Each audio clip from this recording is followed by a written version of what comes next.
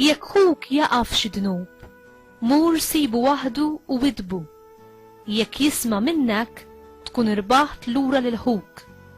Jekk ma jismax, erġa' mur u ħu miegħek wieħed jew tnejn oħra biex kull ma jingħad jissaħħaħ bil-kelma ta' żewġ xhieda jew tlieta.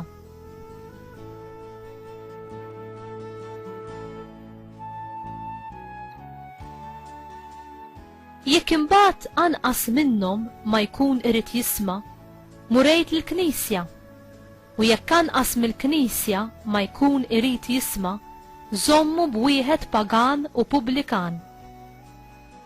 Tassew ngħidilkom li kull ma torbtu fuq l-art ikun marbut fis-sema, u kull ma tħollu fuq l-art ikun maħlul fis-sema.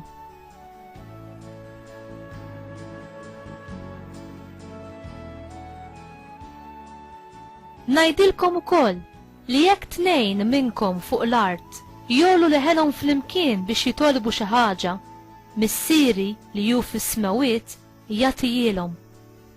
Għax fejn tnejn jew tlieta ikunu miġbura f'ismi, hemm inkun jien f'nofshom.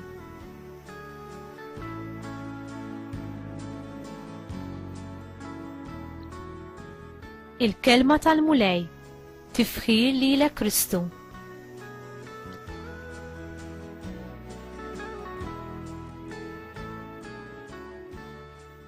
Wieħed u jisma' dan il-qari tal-lum għandu bnej jiftakar f'eżempju ieħor li tagħna l-mulej li juri il-mod kif iridna nfittxu il-midneb u nagħmlu minn kollox biex nippruvaw nirbħuh lura lejn is-sewwa.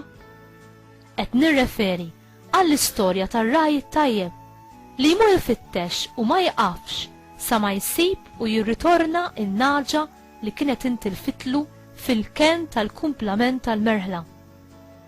Interessanti li wieħed jinnota li Ġesu wara li jirrakkonta l-istorja tar-raj tajjeb jistqar li issa ir-raj huwa hu nnifsu li jagħti l-istess ħajtu biex ikun għamel minn kollox biex ebda waħda min-naċ ma tintiliflu. Ġesu lilna d-dixxipli tiegħu tant iħobbna u tant rrid jafdana li l-missjoni li beda hu, jiġifieri dik li jreġġa' lura in-naċ mitlufa lejn is-sewwa, dik li jreġġa' l-qalb tal-ulied lejn missierhom tas-sema, fda fidejna l-koll. Aħna ħaddiema flimkien miegħu biex nagħmlu dan l-istess xogħol, din l-istess missjoni qaddisa li ġiet fdata fidejn liben qaddis ta' Alla. L-ewwel pass li Ġesu jitlobna nagħmlu fil-Vanġelu tal-lum hu li navviċinaw lil ħuna jew oħtna wiċċ imwiċċ, b'mod dirett, imma privatament.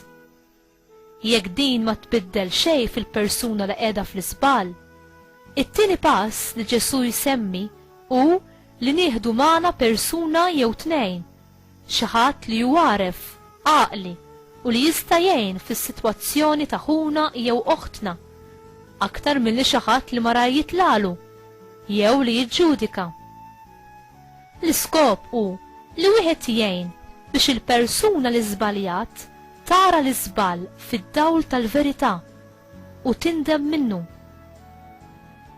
Jekk lanqas dan ma jaħdem, lanqas m'għandna naqtaw qalbna, imma nfittxu l-għajnuna tal-komunità nisranija, bit-tama li dawn jitolbu u jfittxu soluzzjoni ibbażata fuq l-imħabba u t-talim nisrani, aktar milli jużaw il-forza jew it-taddid ta' azzjoni legali. Fl-aħħar nett, jekk lanqas din ma tirnexxi, Ġesu x'jgħidilna nagħmlu? Ġesu jidher li qed jgħidilna li għandna nabbandunaw lil min jibqa' jwebbes rasu u nwarbuh minna. Imma fl-aġir ta' Ġesu nafu li hu lil dawk li kienu konsidrati bħala imniġsa, bħal pereżempju il-pubblikani, il-midinbin u n-nisa tat-triq, ma warrabhomx. U kien jinteressa ruħu fihom u javviċinhom daqs li kieku kien l-akbar ħabib tagħhom.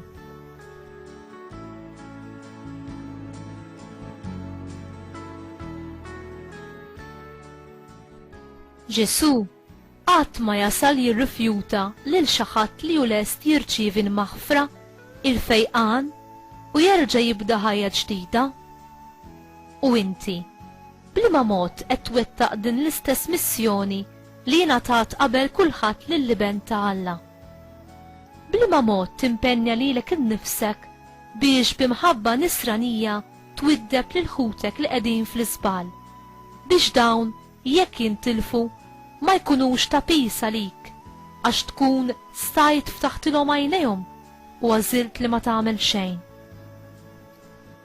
Meta tkun ippruvajt kważi minn kollox, tibqa' titlob, issum u toffri sagrifiċċji lil Mulej biex dan jew dawk il-persuni fl-iżbal tibqa' tingħatalhom l-għajnuna ta' Alla biex forsi jerġgħu lura għas-sewwa.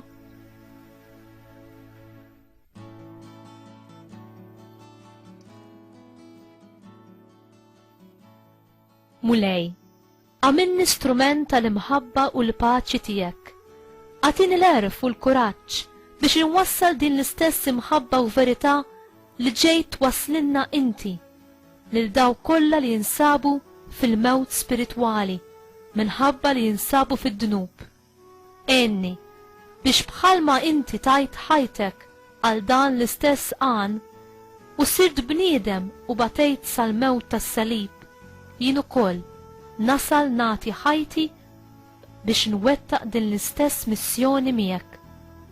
Grazzi, o Salvatur tal-bnedmin. Amen.